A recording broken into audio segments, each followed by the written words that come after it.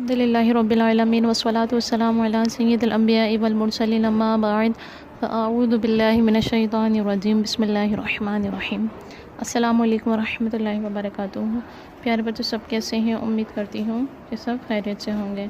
پیارے بچوں، جیسے کہ پچھلا جو سبق تھا ہمارا وہ تھا جنگ موتا کے بارے میں، اور انشاءاللہ عز و جل آج ہم فتح مکہ کے بارے میں پڑھیں گے، ٹھیک ہے؟ پیج نمبر نکال لیجیے 33، صفحہ نمبر ہے 33۔ تو پیارے بچوں، آج ہم فتح مکہ کے بارے میں پڑھیں گے کہ فتح مکہ کیسے ہوا، یعنی مکہ میں جب اتنے سارے بت رکھے ہوئے تھے اس کو مسلمانوں نے کیسے فتح کیا، جبکہ مسلمان مدینے میں تھے، چونکہ مدینے میں ہجرت کر گئے تھے نبی کریم صلی اللہ علیہ وسلم اور صحابہ کرام۔ تو جو سارا یہ سمجھ لیجیے سرداری جو تھی مکہ میں، وہ جو کفار مکہ کی تھی، جو مشرکین مکہ تھے وہ وہاں پر قبضہ کیے ہوئے بیٹھے ہوئے تھے۔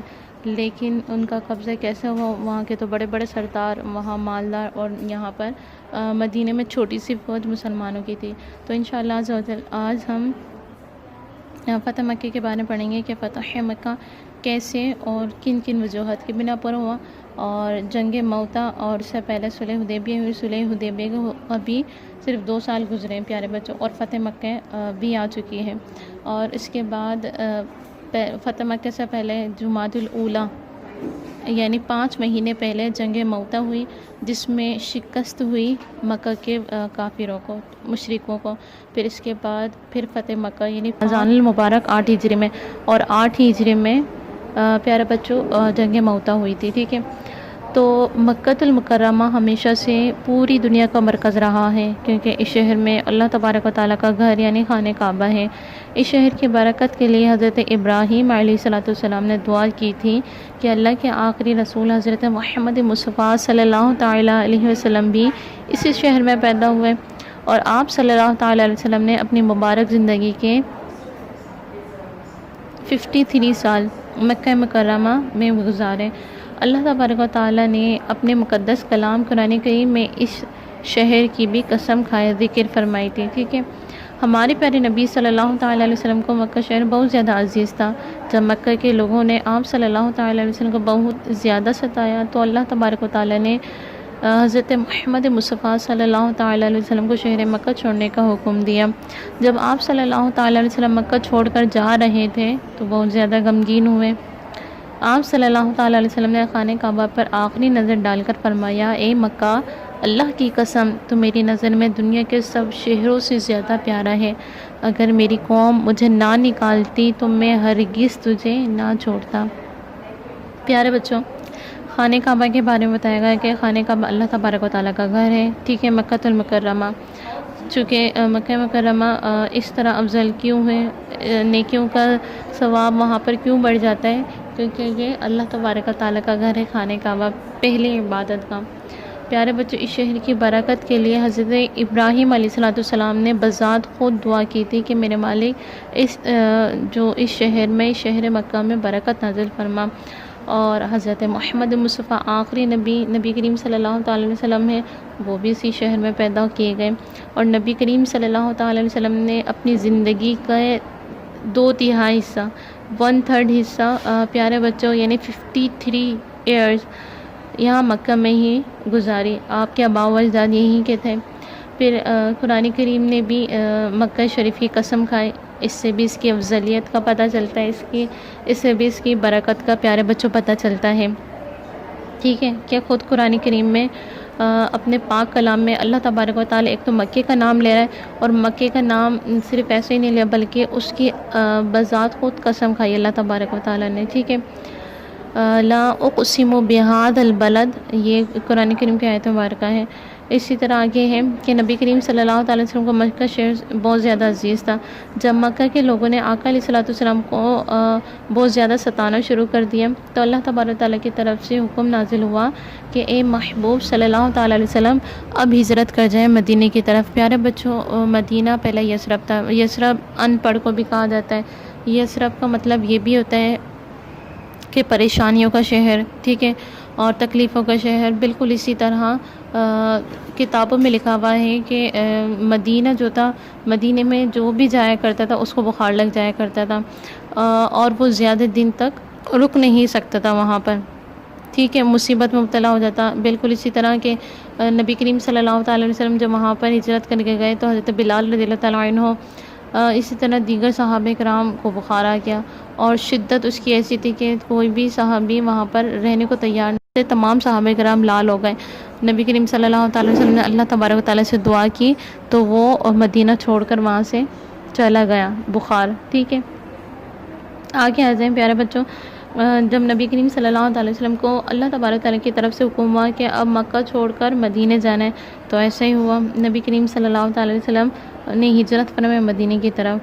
اب مکہ چھوڑے ہوئے پیارے بچوں 8 سال گزر چکے تھے، 8 سال گزر چکے تھے کہ نبی کریم صلی اللہ علیہ وسلم اپنے آباء و اجداد سے دور، جہاں پر نبی کریم صلی اللہ علیہ وسلم پیدا ہوئے، جہاں پر اپنی زندگی کا اتنا عرصہ گزارا، وہاں سے جدا ہوئے نبی کریم صلی اللہ علیہ وسلم کو 8 سال بیت گئے تھے۔ اب ان 8 برسوں میں آقا علیہ الصلوۃ والسلام نے دن رات اللہ کے دین کے لیے محنت کر کے اہل ایمان کی اتنی بڑی فوج تیار کر لی تھی کہ اب کفار مکہ انہیں روکنے کی طاقت نہیں رکھتے تھے، اور اب وہ وقت آ گیا تھا کہ خانہ کعبہ میں رکھے ہوئے بتوں کو بالکل پاک اور ان سے پاک اور صاف کر دیا جائے۔ لیکن اس کام میں ایک رکاوٹ یہ تھی پیارے بچوں کہ مسلمانوں نے کفار مکہ سے صلح حدیبیہ پر کیا معاہدہ کیا تھا کہ آپس میں 10 سال تک ہم جنگ نہیں کریں گے، جبکہ ابھی صرف معاہدے کے ہوئے پیارے بچوں 2 سال گزرے تھے، اور مسلمان وعدہ خلافی کے بارے میں سوچ بھی نہیں سکتے تھے کہ جب نبی کریم صلی اللہ علیہ وسلم نے دیکھا کہ مسلمانوں کے کافی بھاری تعداد میں مسلمان اکٹھے ہو چکے، اب ہمیں چاہیے کہ مکہ جو کہ مشرکوں کا اس کے اوپر قبضہ ہے، اب وہ مسلمانوں کا ہونا چاہیے، فتح ہونا چاہیے مکے کو، اور وہ مسلمانوں کا شہر ہو جائے۔ تو پیارے بچوں جب دیکھا گیا ہے کہ ابھی تو صرف 2 سال گزرے اور لڑائی بھی نہیں کر سکتے، جنگ بھی نہیں کر سکتے، کیونکہ صلح حدیبیہ میں یہ معاہدہ ہو چکا تھا کہ 10 سال تک نہ مسلمان عربیوں سے، مسلمان جو تھے کافروں سے کوئی جنگ کرے گا، نہ کافر مسلمانوں سے جنگ کریں گے۔ نبی کریم صلی اللہ علیہ وسلم پر اس بات پر اگری تھے، نبی کریم صلی اللہ علیہ وسلم متفق ہو گئے تھے اس بات کی کہ عرب کے دوسرے قبائل مسلمانوں یا کفار مکہ میں سے جس کے ساتھ چاہیں دوستی کا معاہدہ بھی کر سکتے ہیں۔ عرب کے 2 مشہور قبائل بنو خزاعہ اور بنو بکر تھے۔ ٹھیک ہے پیارے بچوں، عرب کے جو 2 قبائل تھے نا پیارے بچوں، وہ تھے بنو خزاعہ اور بنو بکر۔ تو بنو بکر کے بارے میں آتا ہے کہ بہت زیادہ طاقتور قبیلہ تھا، جبکہ بنو خزاعہ کو اکثر و بیشتر نقصان پہنچاتا رہتا تھا۔ بنو خزاعہ چونکہ طاقتور تھا، اپنی طاقت کے زور سے یہ بنو خزاعہ کیا کرتا تھا، بنو خزاعہ کو نقصان پہنچاتا، تکلیف دیتا، پریشان کرتا تھا۔ بنو بکر قریش مکہ کے حلیف تھے، حلیف کہتے ہیں پیارے بچوں ساتھی کو۔ بنو بکر قریش مکہ کے ساتھی بن گئے تھے، اور ان کے ساتھ مل کر بنو خزاعہ کو خاک و خون ملانے کی تیاری کرنے لگتے تھے، یعنی یہ کہہ لیں آسان الفاظوں میں کہ وہاں پر خون ریزیاں بہت ہوا کرتی تھی، یعنی ایک دوسرے کا خون حلال سمجھا کرتے تھے۔ ٹھیک ہے، تو بنو خزاعہ چونکہ بیچارہ پٹتا رہتا تھا، یہ بنو خزاعہ کے لوگ آقا علیہ الصلوۃ والسلام کی بارگاہ میں حاضر ہوئے اور پناہ کی درخواست کی۔ بنو بکر اور بنو خزاعہ 2 قبیلے تھے جو کہ مکہ میں رہتے تھے، ٹھیک ہے، لیکن بنو بکر چونکہ طاقتور قبیلہ تھا پیارے بچوں، اور اپنی طاقت کی زور سے بنو خزاعہ کو نقصان دیتا تھا، پریشان کرتا تھا، ان کا خون حلال سمجھتا تھا۔ اب بنو خزاعہ کو چاہیے تھا کہ وہاں کسی کے شیلٹر میں آ جائیں، کسی کی حفاظت میں آ جائیں، تو بھی نبی کریم صلی اللہ علیہ وسلم کی بارگاہ میں آئے اور آقا علیہ الصلوۃ والسلام سے پناہ کی درخواست کی کہ یا رسول اللہ صلی اللہ علیہ وسلم اب آپ کی پناہ چاہیے۔ آقا علیہ الصلوۃ والسلام نے بنو خزاعہ کو امان دے دی، اپنی پناہ میں لے لیا اور انہیں اپنا ساتھی بنا لیا، اپنا حلیف بنا لیا۔ ٹھیک ہے، کفار قریش کے جو پیارے بچوں ساتھی تھے وہ بنو بکر بن گئے، اور بنو خزاعہ آقا علیہ الصلوۃ والسلام کے ساتھی بن گئے۔ اب ہوا کیا کہ صلح حدیبیہ کے معاہدے کے مطابق کفار مکہ اور بنو بکر اب بنو خزاعہ پر حملہ نہیں کر سکتے تھے۔ یہ پوائنٹ والی بات ہے کہ جب نبی کریم صلی اللہ علیہ وسلم نے صلح حدیبیہ میں معاہدہ کیا کوئی کسی کو نقصان نہیں پہنچائے گا، ٹھیک ہے، یہ صلح حدیبیہ میں معاہدہ ہوا تھا کہ کوئی نقصان نہیں پہنچائے گا، کوئی کسی سے بھی دوستی کرے، پہلے کفار مکہ مسلمانوں سے دوستی کریں یا مسلمان کفار مکہ سے دوستی کریں، تو یہاں پر کوئی کسی کو نقصان یا تکلیف دینے کا سوچ بھی نہیں سکتا تھا، ٹھیک ہے، کیونکہ 10 سال کا یہ معاہدہ تھا۔ اب بنو قزا نبی کریم صلی اللہ علیہ وسلم کے ساتھی بن گئے، تو اب کوئی کسی کی ہمت یا کسی کی سوچ بھی نہیں ہو سکتی تھی کہ وہ بنو قزا کو تکلیف دیں، ٹھیک ہے پیارے بچوں۔ مگر بنو بکر نے ایک رات کفار مکہ کے شاطر تھے، چلاکی ان کی بہت زیادہ تھی پیارے بچوں، لیکن ایک رات ہوا کیا کہ بنو قزا پر حملہ نہیں کر سکتے تھے، مگر بنو بکر نے ایک رات کفار مکہ کے ساتھ بنو قزا پر حملہ کر دیا اور بے دردی سے قتل و غارت گیری شروع کر دی، یعنی ان کو قتل کرنا شروع کر دیا، شہید کرنا شروع کر دیا۔ ایسے میں بنو قزا کے لوگ بے اختیار پکار رہے تھے کہ اے محمد صلی اللہ علیہ وسلم ہماری مدد کو آئیے۔ بنو قزا چونکہ اب کس کے ساتھی بن چکے تھے؟ آقا علیہ السلام کے ساتھی۔ بنو قزا کی مدد کیسے ہوئی؟ ام المؤمنین سیدہ میمونہ رضی اللہ تعالیٰ عنہا فرماتی ہیں، آقا علیہ السلام کی زوجہ محترمہ فرماتی ہیں کہ عین اسی وقت مدینہ منورہ میں نبی کریم صلی اللہ تعالیٰ علیہ وسلم تہجد کے وقت بیدار ہوئے اور فرمایا لبیک لبیک لبیک، پھر فرمایا تمہاری مدد کی گئی، تمہاری مدد کی گئی، تمہاری مدد کی گئی۔ سیدہ میمونہ رضی اللہ تعالیٰ عنہا نے دریافت کیا کہ آپ یہ کس سے فرما رہے ہیں؟ پیارے بچوں، نبی کریم صلی اللہ علیہ وسلم تو ابھی سو کر بیدار ہوئے تھے، تہجد کے لیے بیدار ہوئے، اور نبی کریم صلی اللہ علیہ وسلم نے فوراً سے یہ فرمایا لبیک لبیک، یعنی میں حاضر ہوں، اور فرمائے کہ تمہاری مدد کی گئی۔ تو میمونہ رضی اللہ تعالیٰ عنہ فرماتی ہیں کہ یہ آپ کس سے فرما رہے ہیں؟ آپ تو ابھی نیند سے بیدار ہوئے۔ تو آقا علیہ السلام نے فرمایا یہاں، اور حضرت میمونہ نے یہ بھی کہا کہ یہاں تو کوئی بھی نہیں ہے، پھر آپ کس سے باتیں کر رہے ہیں؟ نبی کریم صلی اللہ علیہ وسلم نے پھر فرمایا کہ بنو قزا کا پکارنے والا مجھ سے مدد مانگ رہا تھا، ٹھیک ہے، اس لیے میں نے یہ الفاظ کیے۔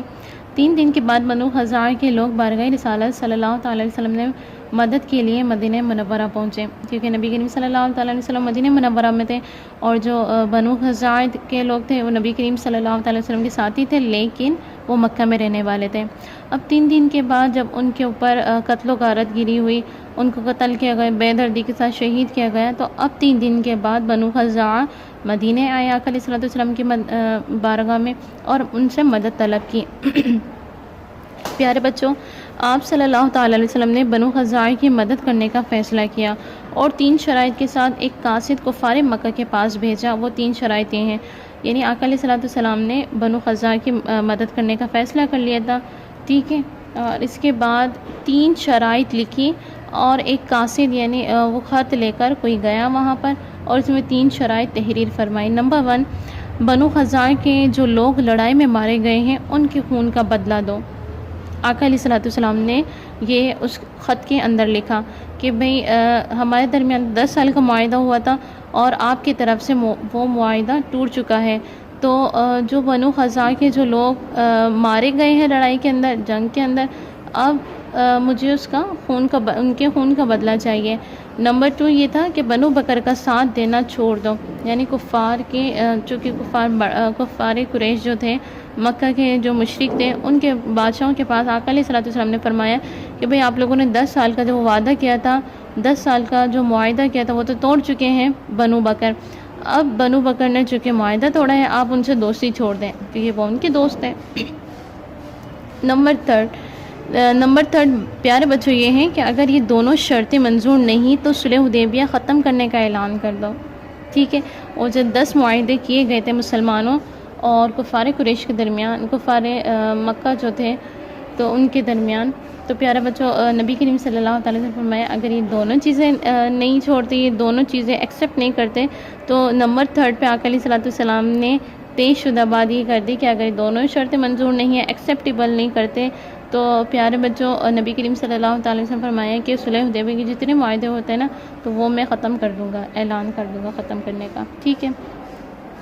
لشکر اسلام کی مکہ کی جانب سے روانگی، یعنی اسلام کی مکہ کی جانب روانگی کیا تھی، لشکر آقا علیہ السلام نے کیا تیار کیا، انشاءاللہ عز و جل یہ پڑھیں گے، اور آگے سبق میں فتح مکہ کی جو جنگ ہوئی اور جو جوش بھرا جو لمحات تھے اور آقا علیہ السلام پر جو آیت کریمہ نازل ہوئی، وہ انشاءاللہ عز و جل ہم نیکسٹ ویڈیو میں پڑھیں گے۔ تو آج تو یہ پڑھتے ہیں کہ کفار مکہ نے اپنی سرداری کے گھمنڈ میں آ کر صلح حدیبیہ کے معاہدے کو ختم کرنے کا اعلان کر دیا، ٹھیک ہے۔